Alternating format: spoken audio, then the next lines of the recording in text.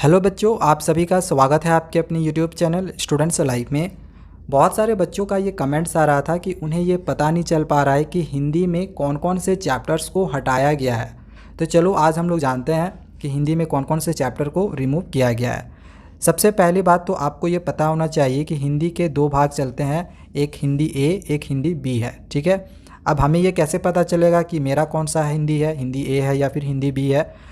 तो आपको ये पता चलेगा आपकी किताब से। अगर आपका किताब क्षितिज या फिर कृतिका है तो आपका हिंदी ए है।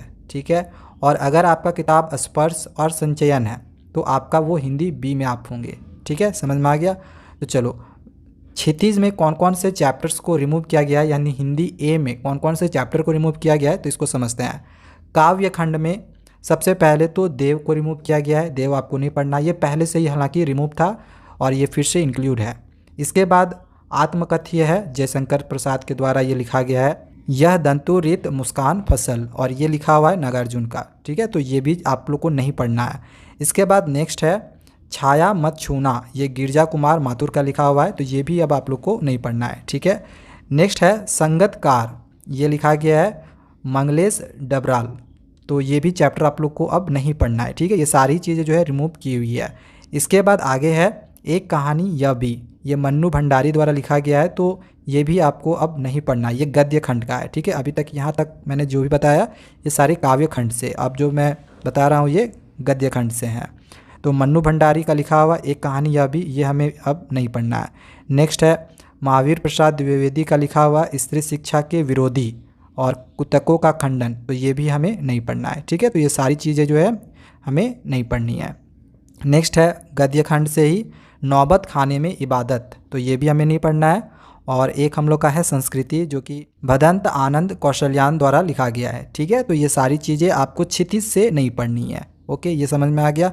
इसके बाद कृतिका से यहाँ पे आप दो चैप्टर के नाम देख सकते हैं। पहला है एही ठैया जुलनी हैरानी हो रामा, और सेकेंड है मैं क्यों लिखता हूँ। ठीक है, ये आपको समझ में आ गया होगा कि क्षितिज और कृतिका से कौन कौन से चैप्टर्स को हटाया गया है। ये सारे ही चैप्टर आपको नहीं पढ़ने हैं। ठीक है, ये हिंदी ए के लिए। अब चलो हिंदी बी के लिए देखते हैं।